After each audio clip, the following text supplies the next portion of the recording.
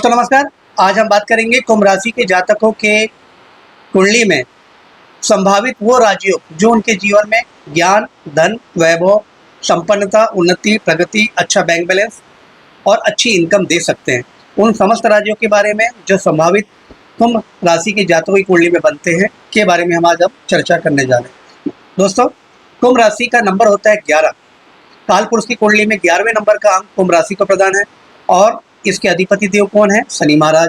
और जो 11 नंबर की राशि है शनि महाराज की मूल त्रिकोण राशि कहलाती है। तो दोस्तों, जब काल पुरुष की कुंडली के आधार पर शनि की जो मूल त्रिकोण राशि लग्न यानी पूर्वी क्षितिज के प्रथम भाव में अगर ये अंक दिखाई देता है तो कुंभ राशि बन जाती है और कुंभ राशि के अधिपति शनि है। तो सीधी सी बात है दोस्तों, जब डिपार्टमेंटल कुंडली में शनि महाराज ने लग्न का ले चुका है या अथवा राशि का ले चुका है तो वो अपने प्रिय और परम मित्रों को ही कुंडली के शुभ अच्छे भाव प्रदान करेंगे। अब कुंडली के शुभ भाव क्या क्या हो सकते हैं दोस्तों?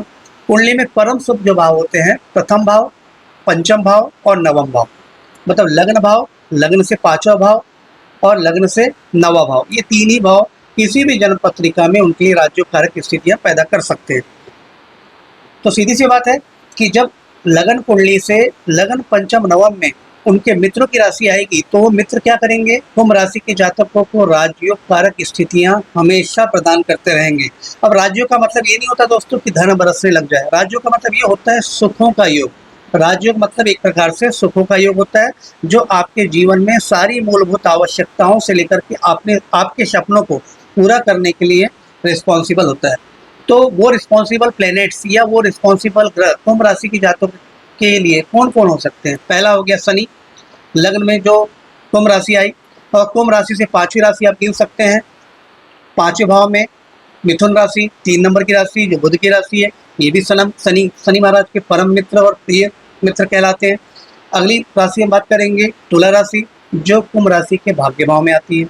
तो भाग्य भाव में जो तुला राशि आती है इसके अधिपति कौन है? शुक्राचार्य हैं, दैत्य गुरु हैं और आज के कलयुग में सारी लग्जरी, ग्लैमर, रुपया, शोहरत और मान सम्मान के साथ अच्छी शोहरत, अच्छी सुंदरता, अच्छा रूपक, ऐश्वर्यशाली जीवन देने के जिम्मेदार कल शुक्र महाराज माने जाते हैं। तो शुक्र महाराज 9वें भाव का डिपार्टमेंट लेके बैठे हैं, मतलब कुंभ राशि की कुंडली में भाग्य भाव का डिपार्टमेंट शुक्र महाराज के पास है और 5वें भाव का डिपार्टमेंट बुध महाराज के पास है जो आपकी बुद्धि, विवेक और शिक्षा, संतान का डिपार्टमेंट लेके बैठे हैं और पिछले जन्म से जुड़े हुए आपके पुण्यों के फलों को भी जागृत करके देते हैं। आपका समाज लाभ करवाते हैं, शिक्षा में प्रगति करवाते हैं, है ना, और आपके संतान पक्ष से भी आपको सुख दिलवाते हैं। संतान होगी अथवा नहीं होगी ये पंचम भाव डिफाइन करता है, ठीक है।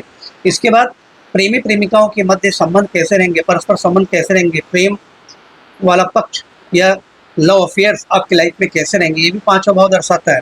और सडन गेन, सडन लॉस, ये भी पांचवा भाव दर्शाता है।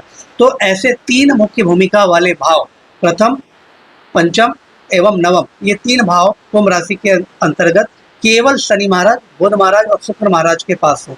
तो समझ लीजिए दोस्तों कि यही 3 प्लैनेट्स आपके जीवन में सारी राजयोग की रचना रखते हैं। अब बात करते हैं केंद्र के भावों की। तो केंद्र भाव में क्या क्या राशि आएंगी? इसमें से एक परम मित्र जो चौथे भाव, परम मित्र कौन? शुक्र महाराज। चौथे भाव में शुक्र की वृषभ राशि आ रही है तो ये भाव भी ऐसे जातकों का बहुत फलदायी हो जाएगा। तो चौथे भाव में शुक्र की स्थिति, शुक्र की वृषभ राशि, ये अन्यत्र एक और स्थान शुक्र महाराज की इस कुंडली में मिल चुका है। क्यों? क्योंकि कुंडली में देखा जाए, नवग्रहों में देखा जाए और कुंभ लग्न के डिपार्टमेंट में या कुंभ राशि के डिपार्टमेंट में देखा जाए तो शुक्र महाराज सबसे दिव्य और सबसे बड़े प्लेनेट कहलाते हैं और इनको तो एक भाग्य का स्थान तो कुंडली में कुंभ राशि ने शनिदेव महाराज ने दिया ही हुआ है, साथ में इनको चौथे भाव का भी डिपार्टमेंट दे दिया है जो कि सुख, भवन, वाहन, संपत्ति से जुड़ा हुआ है। तो कुल मिला के देखा जाए तो ऐसे जातकों के 4 भाव परम शुभकारी, लग्न, चतुर्थ, पंचम और नवम। अब राज्यों कैसे बनेंगे दोस्तों? अब राज्यों के बारे में समझ लेते हैं। जब भी लग्न भाव का संबंध पंचम भाव से बन जाए तो भी केंद्र त्रिकोण लक्ष्मी नारायण राज्य बनेगा। केंद्र त्रिकोण मतलब क्या? लग्न केंद्र हो गया और पंचम भाव त्रिकोण हो गया। हालांकि लग्न को भी त्रिकोण यहाँ पे कहा जाता है। तो केंद्र त्रिकोण लक्ष्मी नारायण राज्य लग्न और पंचम के मिलने से बन जाता है। यानी ये समझ लें कि शनि महाराज और बुध महाराज, लग्न के स्वामी, राशि के स्वामी शनि और 5वें भाव के स्वामी बुध साथ में बैठ जाए तो भी केंद्र त्रिकोण लक्ष्मी नारायण बन जाता है। अब लगन के स्वामी शनि और भाग्य के स्वामी शुक्राचार्य तुला राशि के अधिपति, इनका भी योग हो जाए तो भी केंद्र त्रिकोण लक्ष्मी नारायण राज्य बन जाएगा। अगला राज्य बनेगा पंचमेश और नवमाधिपति, नवमेश और पंचमेश की युति हो जाए, यानी बुध और शुक्र महाराज की युति कहीं पे भी कुंडली में हो जाए, आपस में साथ में बैठ जाए या एक दूसरे को दृष्टि संबंध एक दूसरे से बना ले, तो भी नौ पंचम यहाँ पे राजयोग बन जाएगा। नौ पंचम राजयोग भी बन जाता है क्योंकि नवम भाव के स्वामी शुक्र और पंचम भाव के बुध। तो अब ये 3 प्रकार से केंद्र त्रिकोण लक्ष्मी नारायण राजयोग बन रहा है। इसका फल क्या बनता है दोस्तों? जीवन में सहज ही मान सम्मान मिलता है, धन की व्याकुलता नहीं रहती है, धन परिपूर्ण रहता है, सफलता उन्नति प्रगति हमेशा मिलते रहती है। आपके जीवन में बरकत हमेशा बनी रहती है, माँ लक्ष्मी की विशिष्ट कृपा आपके जीवन में हमेशा बनी रहेगी। अभाव की स्थिति जीवन काल तक नहीं रहती, चाहे कार्य क्षेत्र आपका कोई भी हो, अभाव की स्थिति नहीं रहती है। यदि आपको अगले पल ही किसी प्रकार के एक बड़े धन की आवश्यकता है और अभी आपके पास तत्कालीन अवस्था में धन नहीं है, तो भी आपकी धन की आपूर्ति उस समय के पहले हो जाती है, आने से पहले। तो केंद्र त्रिकोण लक्ष्मी नारायण राजयोग धन संपन्नता उन्नति और प्रगति के बहुत अच्छा होता है। ये हो गया 3 कैटेगरी का 3 प्रकार का राजयोग जो लग्न पंचम नवम के आपस में मिलने से बनता है। अब दूसरा राजयोग हम देख लेते हैं धन संबंधी। यदि लग्न के स्वामी शनि महाराज और धन भाव के स्वामी बृहस्पति महाराज यदि दोनों पत्रिकाओं में साथ में कहीं पे भी बैठ जाए तो भी धन योग बन जाता है। लग्नेश और धनेश की युति अगर कुंडली के चारों केंद्र में से किसी एक केंद्र में और पंचम भाव या नवम भाव इन दोनों त्रिकोण, यदि यही लग्नेश और धनेश की युति कुंडली के प्रथम भाव, चतुर्थ भाव, सप्तम भाव और दसम भाव में हो जाए, यानी शनि महाराज और गुरु महाराज की युति इन चारों केंद्र में से कहीं पे भी हो जाए, तो ये उच्च कोटि का प्रथम दर्जे का राज्य बन जाएगा धन के मामले में। और यदि इन्हीं शनि और गुरु महाराज की युति पर कहीं से गुरु की दृष्टि आ जाए, किसी शुभ ग्रह बुध की दृष्टि आ जाए, तो ये राज्य सोने पे सुहागा हो जाएगा। अब अगले राज्यों की बात कर लेते हैं। लग्नेश का संबंध धनेश के साथ साथ होते हुए यदि आयेश के साथ भी बन जाए, मतलब लग्न द्वितीय और एकादश ये तीनों भाव के स्वामी अगर एक साथ पत्रिका में कहीं पे भी बैठे हो। अब यहाँ पे लग्नेश कौन बनेंगे? कुंभ राशि के अधिपति शनि, धन भाव के स्वामी अधिपति यहाँ पे स्वयं जुपिटर महाराज, बृहस्पति महाराज, और लाभ भाव के भी स्वामी यहाँ पे जुपिटर महाराज ही बनेंगे, क्योंकि गुरु महाराज को कुंभ राशि कुंडली में आय भाव का भी स्वामी और धन भाव का भी स्वामित्व मिला हुआ।